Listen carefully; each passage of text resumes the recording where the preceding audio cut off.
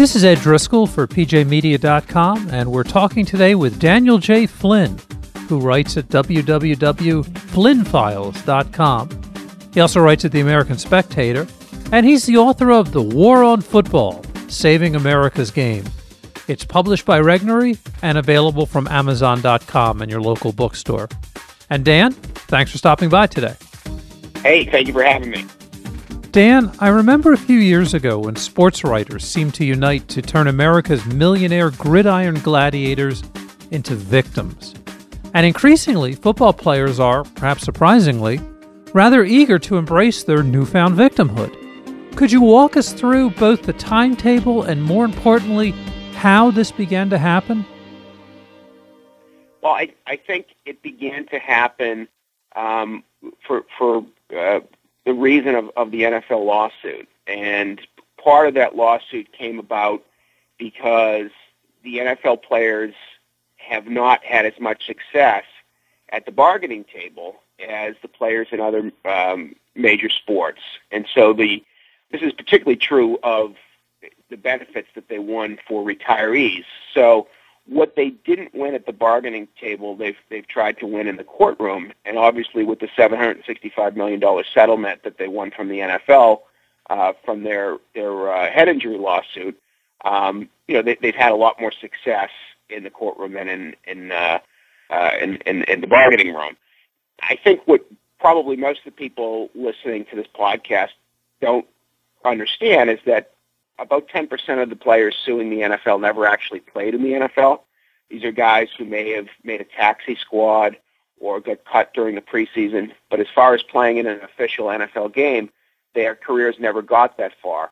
And for me, it's just a little bit difficult to buy into the idea that a guy who played in Pop Warner, who played in high school, played in college, may have played in other pro leagues, got a head injury from the cup of coffee that they received in the NFL, rather than from all of that head trauma in all the other leagues.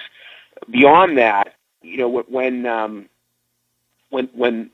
NFL veterans, when the federal researchers looked at NFL veterans, they did find elevated rates of Alzheimer's disease and ALS, but we're talking about a dozen or so deaths from these maladies, and less than 0.5% of all of the players looked at. So it's a very small number, but it's that you have about 3 times the national average from these neurodegenerative diseases.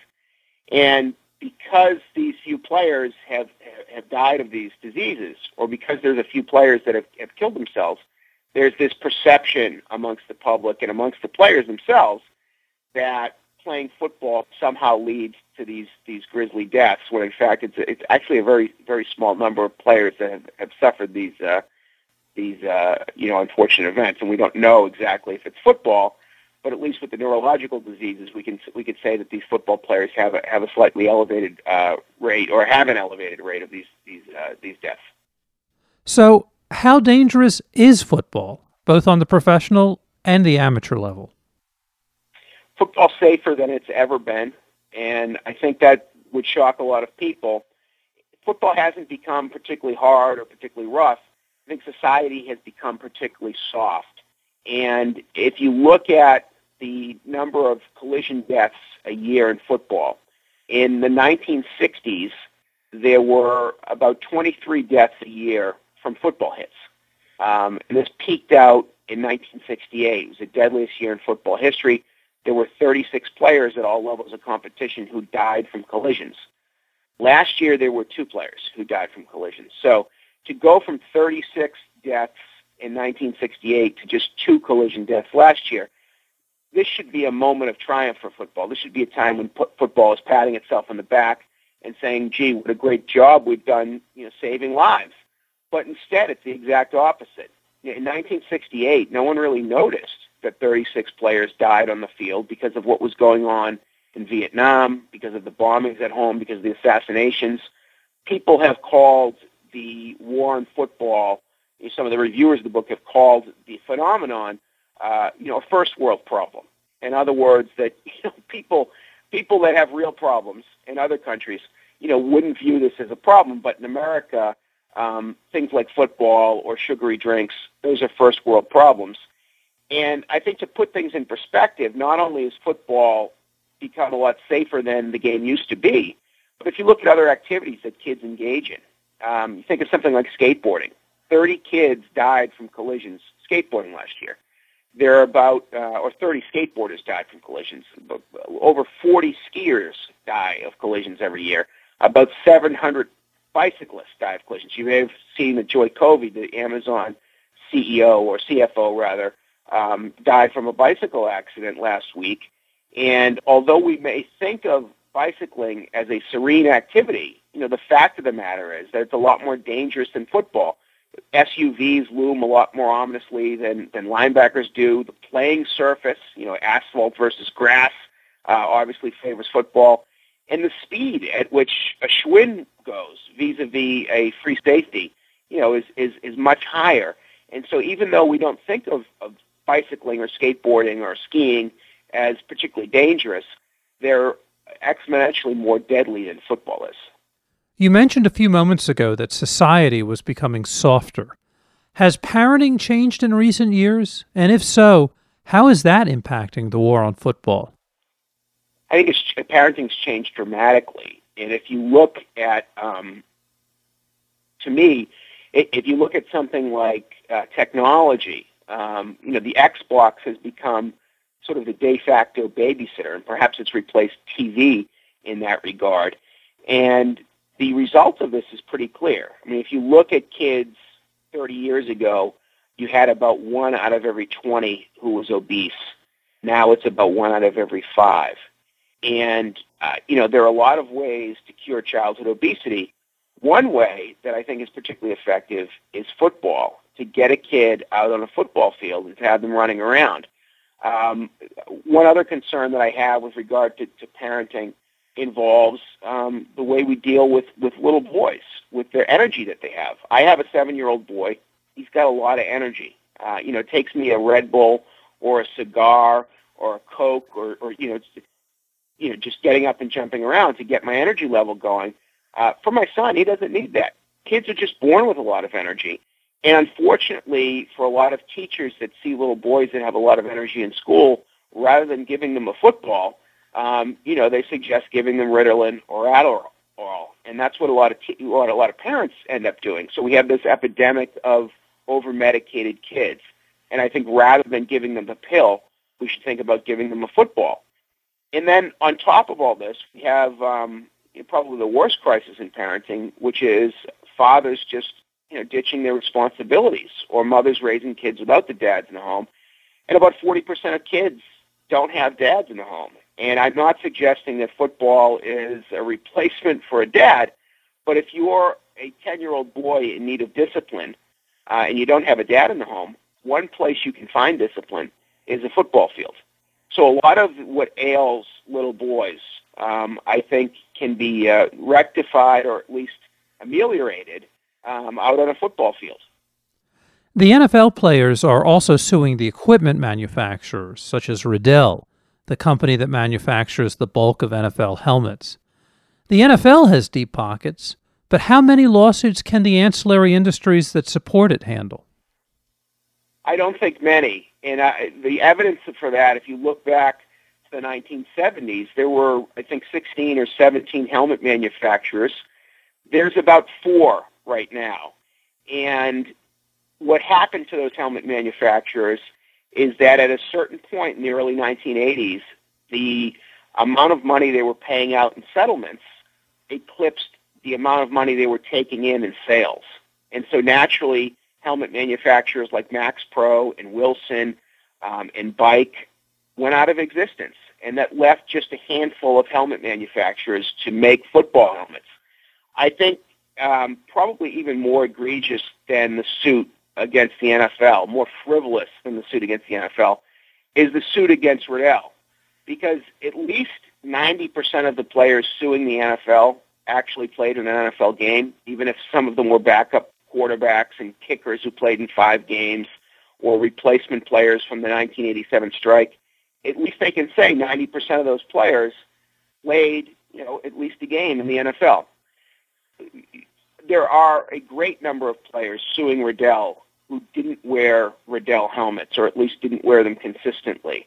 If you look at a guy like Ken Stabler, the year that he won the Super Bowl for the Oakland Raiders, he showed up the early part of the following season on the cover of Sports Illustrated wearing a Wilson helmet. He's suing Riddell right now. If you look at Carl Mecklenburg's Topps card from the mid-'80s, his football card, he's wearing a bike helmet, a Billy Kelly manufactured helmet. He's suing Riddell now. If you look at Tony Dorsett, and Tony Dorsett is a guy who wore McGregor and I think perhaps Rawlings. I mean, he wore a number of helmets in his career. I don't see him, wearing a Riddell helmet. And perhaps at some point he did, but I see him wearing other helmets in the literature of the times, and yet he's suing Riddell. I don't see how all these guys can justify suing Riddell when they weren't wearing Riddell helmets for, any period of time during their career. So when you talk about Riddell or Rawlings or Schutt or Zenith or any of the people that are making helmets now, I think that what's happening, has already happened to them, the decimation, more than decimation of their industry by these frivolous lawsuits in the 70s, that's almost a microcosm of what could happen for football, that one lawsuit begets another lawsuit, and all of a sudden you have, very litigious culture going after not just the NFL, but after the NCAA, going after high schools, going after local Pop Warner leagues. And this could get very ugly very quickly, and football would become cost prohibitive because of the legal settlements and the insurance premiums that they pay out. And so I think anyone wanting to see the future of football and litigation would be wise to look at what happened to the helmet industry in the 1970s. And ironically, what those legal suits against the helmet manufacturers did was essentially essentially hurt the development of helmets, because these companies had to pay all this money to lawyers, but they didn't have a whole lot of money to develop new helmets. So it wasn't until about a decade ago that we had some real development in helmets from the 1970s to the early part of the 20th century. Dan, a few moments ago, you mentioned the benefits that playing football provides kids. Do we know what the average lifespan is for football players compared with those who haven't played sports?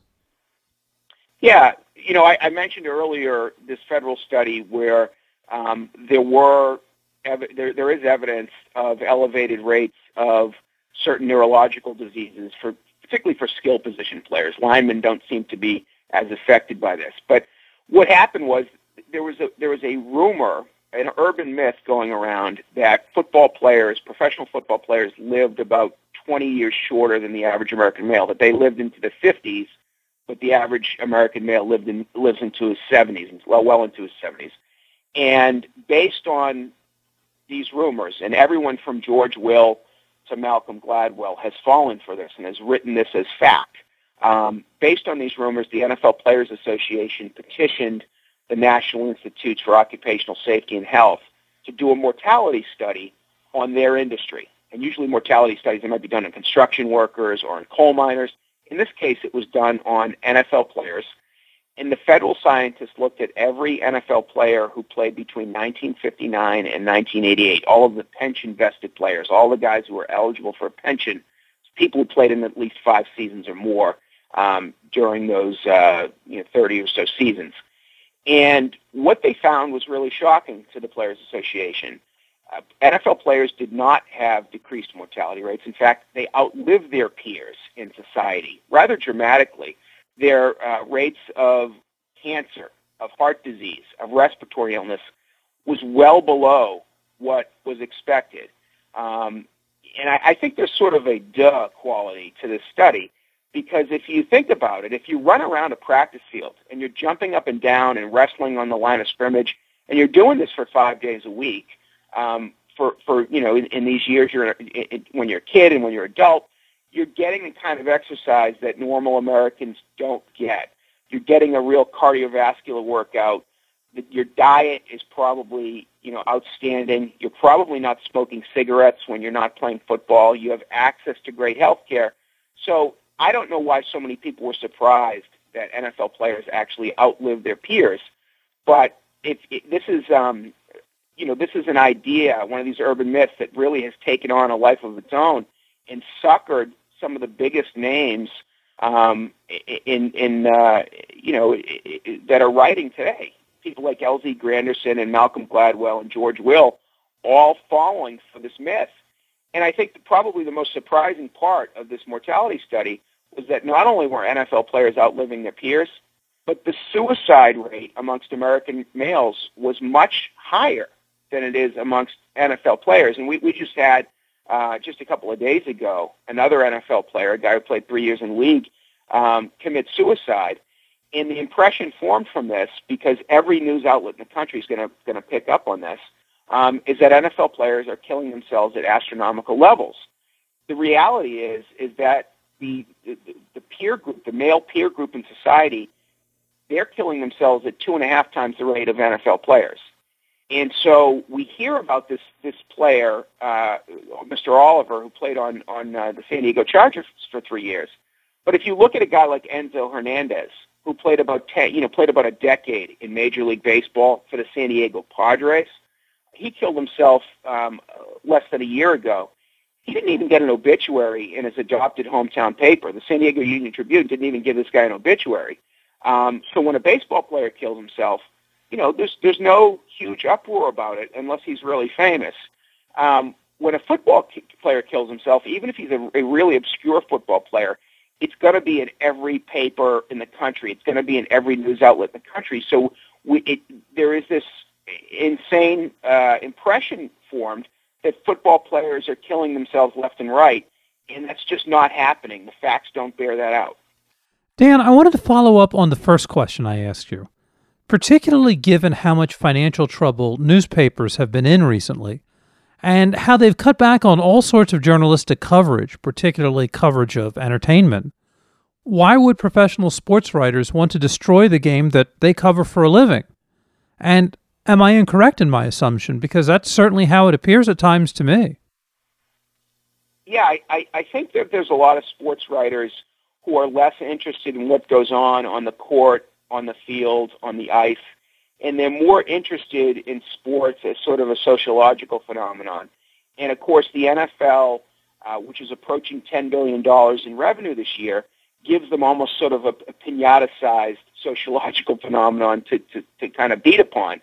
And I think they have a very adversarial relationship with that big corporate entity known as the NFL. And so anything that kind of knocks it, they're game to go after. I think more so than biting the hand that feeds them. Journalists, I don't think, look at it that way. I think most journalists want a good story, and this NFL story with concussions and head injuries, it's sort of the gift that keeps on giving. It keeps supplying stories to sports writers. I think the problem is that a lot of the stories aren't true. Earlier I gave you an example, measurable statistics on how the game is safer, which is the number of deaths on the field every year due to collisions. That's measurable. A lot of times, what you hear sports writers talk about are concussions or something called CTE, chronic traumatic encephalopathy. Those are not measurables. Those are just speculation. You had last year one academic article claim that there are 300,000 sports-related concussions every year. Another academic article claimed there are 3.8 million sports-related concussions every year. In other words, the people who are studying concussions the most intensely don't have a clue how many concussions occur every year in sports. They don't have a clue. With regard to chronic traumatic encephalopathy, I think what a lot of your listeners probably don't understand is that there hasn't even been a scientific randomized study on CTE in contact sports at this point. There hasn't been a longitudinal study, which would take a lot more time. All there have been are individual case studies from brains donated because the families of these deceased former players believed that their brains were damaged. And lo and behold, when scientists looked at these brains suspected of being damaged, they found damage. This is what's called in science a selection bias. And when you read the medical literature talking about CTE, they admit readily that there is a selection bias, that there has been no randomized study so far.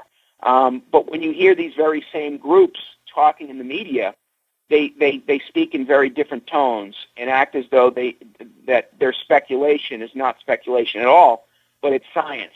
And one of the things that's been gratifying for me to see over the course of the last summer is you've had 3 prominent academic journals come out with articles essentially scolding the public and getting out there and saying there has never been a scientific connection drawn between CTE and contact sports, and there has never been any scientific connection drawn between CTE and concussions.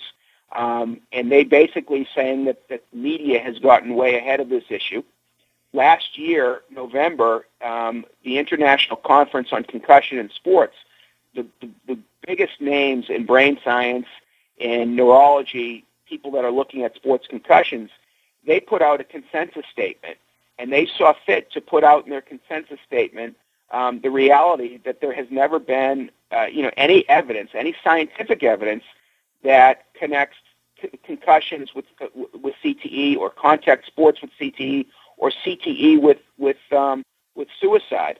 So there has been a huge backlash in the scientific community against scientists trying to go out there in the media and pass off speculation for science. It may be one day in the future that we find out that there is a connection between contact sports and CTE. But we should wait for the science to come in on that rather than predict what the science will be. So, with all of this going on in the background, how many years does football have left, both on the pro and the amateur level? I think for people seeing the title of my book, The War on Football, there's certain people that process football as a spectator sport, and they probably get a chuckle because they think, well, the NFL has the highest ratings on television. Sunday Night Football is the number 1 show on TV. How could any war on football succeed? Well, I agree. Football is a spectator sport. It's probably never been better. I mean, that's our national obsession is watching the NFL, and to a lesser extent, watching college football. Football as a participation sport is really hurting. Last year, youth football lost 6% of its player population. I hung around with a lot of Pup Warner teams, and a lot of them struggled to have a scrub squad to shine up their starters for practice. A lot of them struggled to field the requisite number of players that the rules require to play a game on Sunday. If youth football loses 6% of its player population next season and the season after, there's not going to be any youth football league. There's not going to be any youth football left in America. At the high school level, the story is similar. It's not as extreme. Football in high school is still the most popular team sport, but last season, for the first time in almost 20 years, football lost players at the high school level.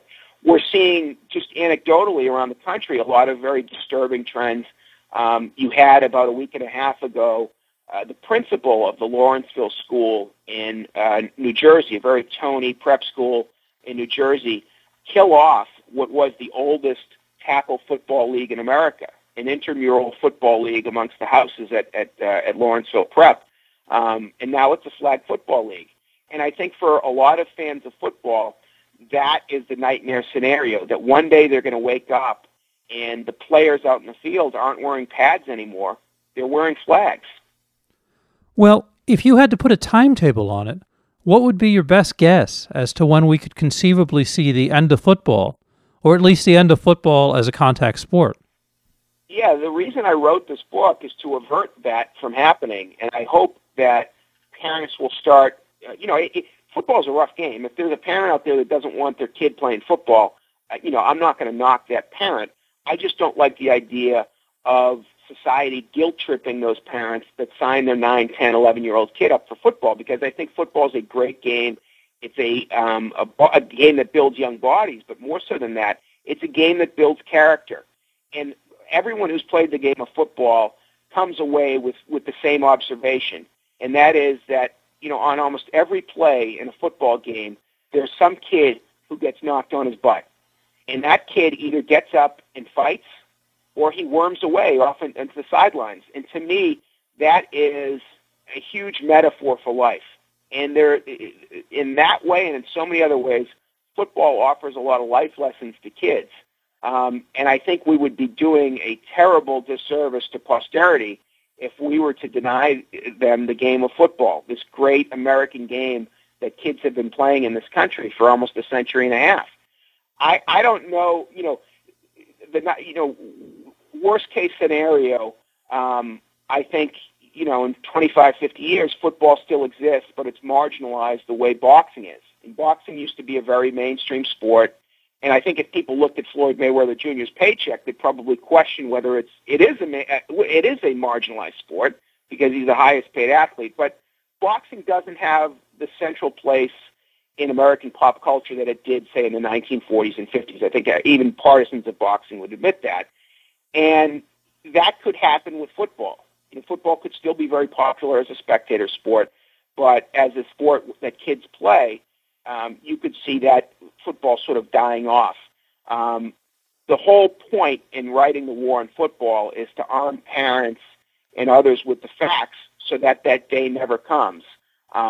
Football is a great game, and that's why I wrote The War on Football, and I want parents to be equipped with equipped with facts so they can make informed decisions about whether they want to allow their kid to play football or not. And I think right now they're being guilt-tripped out of signing their kid up for football because of this national hysteria. I liken it to, the shark attack stories that we see at the end of every summer. You remember when we were kids, there were stories about the killer bees coming to America and killing people. That never happened. There was the big Y2K story that proved to be a dud. There's certain media stories that take on a life of their own, and we find out a few years down the line that they didn't really have a whole lot of basis in fact. And I think The War on Football is one of those stories. This is Ed Driscoll, and we've been talking with Daniel J. Flynn of FlynnFiles.com, the author of The War on Football, Saving America's Game. It's published by Regnery and available from Amazon.com and your local bookstore. And Dan, thank you once again for stopping by PJmedia.com today. Thank you so much, Ed.